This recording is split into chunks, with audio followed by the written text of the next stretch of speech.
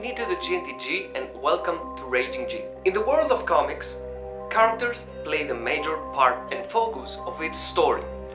So, if you don't know a character, you don't like him or you don't know his history, many times your creativity will lose quality or even diminish, especially if you are a newcomer. So, a lot of creators write stories that they want to write and create characters that they want to create. Of course, there are publishers out there that will allow the creator to keep his own characters, like Image Comics or self-published comics, aka indie or independent comics. When you write for a big company like DC or Marvel, when you create a character, that character will stay and will belong to said company.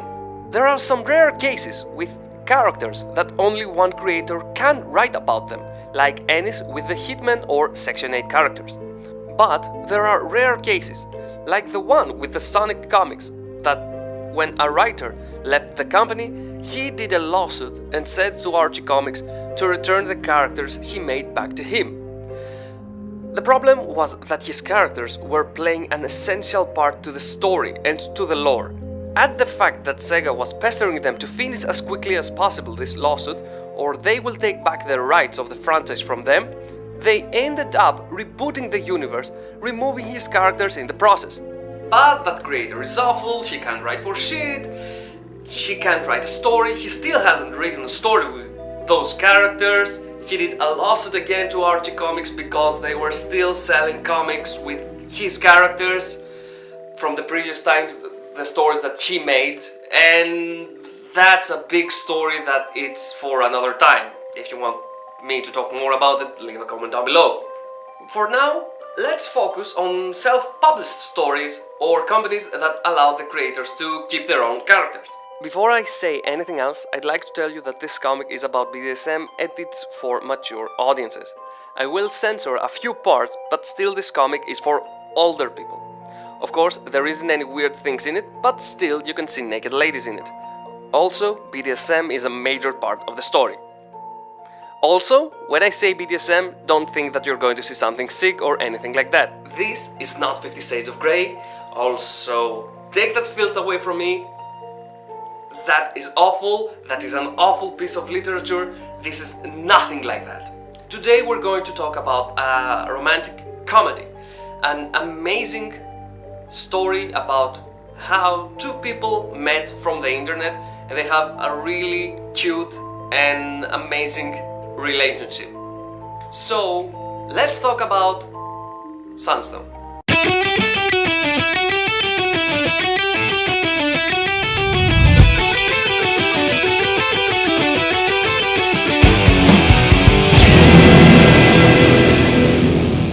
Sunstone was written and designed from Stjepan Sejic with help of his wife, Linda Sejic. Both are excellent artists with big DeviantArt pages.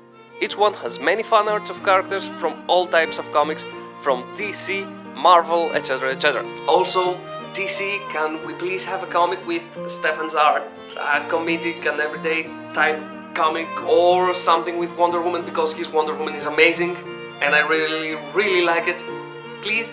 Both did a lot of cover art, with Stjepan doing a big part of interior work for Witchblade, a comic that apparently he really liked working on. The series began as a webcomic in 2011, but Image Comics began publishing Sunstone, with the first volume coming out in 2014, and the fifth and last part of the story will come out in 2017. Of course, you can read it all online right now on his DeviantArt. The images I'm going to use in this review are from his DeviantArt, but I can assure you that the published volume is tremendously better. He redid the art in almost every page, changed the dialogue in some places, the lettering is clearer. Now that I've read this, I can go back to the DeviantArt and read the story again, because this is improved in almost every possible way and it's many leagues tremendously better. My only problem with this is that some dialogue boxes are really close to the center. So when I have to read them, I really have to open the book. I don't have a problem with that, but it's going to damage the book in the long run. The story focuses on Lisa Williams, a writer that makes a lot of small erotic fiction stories but wants to write a big fantasy novel, and Alison "Ali" Carter, a nerdy software programmer that buys gear that she never used it but enjoys spending money on, both like BDSM but with different perspectives. Alison was fascinated being a mistress as a kid after watching a movie, and Lisa always liked being tied up. As Lisa says, always of course would be an overstatement. Here is where Sunstone really shines. From the beginning, we see the story of those two characters and how they feel about BDSM. This book shows the relationship of a couple that enjoys stuff like that. Don't think that it's something weird, perverted, or something like that. It's a relationship built with a lot of trust, since one person is responsible for the safety of the other. Because if something goes wrong, it will go terribly wrong to the point of death. Now, those two met on the internet in a forum, and after talking for a lot of time, they decided to meet. I really enjoy how Stjepan portrays that moment, because it's really sweet and it's really cute, and it's how most people would react in a situation like this. After that, we meet Alan, Ali's ex-boyfriend and the one who makes all those kinky things she likes to buy. Then we see how each girl gets ready for the night of the meetup, choosing clothes, making new accessories, and how they should introduce themselves to each other. And when that finally happens, Lisa breaks the ice in the best way possible.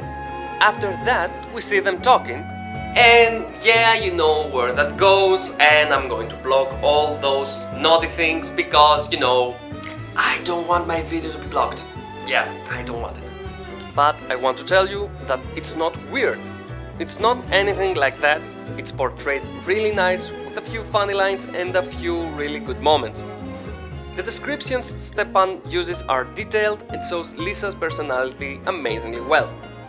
Skip through a few pages later when Lisa has to leave because she's working, and we have an amazing face of her remembering what happened the previous night. And I'm not going to say anything more about this volume because I don't want to spoil it, as I mentioned countless times before in this review. While the dialogue is simplistic, it moves along the story quite well, because it's a slice of life romantic comedy and a well-written above all. The next issues show how their relationship evolves from friends, becoming a couple. We see Alan's ex-girlfriend, what's behind the door that Alison keeps a secret, and many more. Sunstone is an amazing comic, both in terms of design and storytelling. The story is pretty basic. A couple, they meet, they love each other, etc, etc. But the characterization is flawless. We see their personalities from the beginning, and they grow a lot more with each page. If you're a fan of the genre, romantic, comedy, BDSM, you can always pick it up. It's an excellent slice of life story that everyone can enjoy. As I stated previously, you can find the entire story on his DeviantArt, but if you want to support him and to get the superior version, buy the printed edition. And that was it for this episode. If you liked it, don't forget to leave a like, a comment on which comic, manga or webcomic or whatever you want me to review next, and share it with your friends, because sharing is caring. I'm Andy G, and as always, keep reading.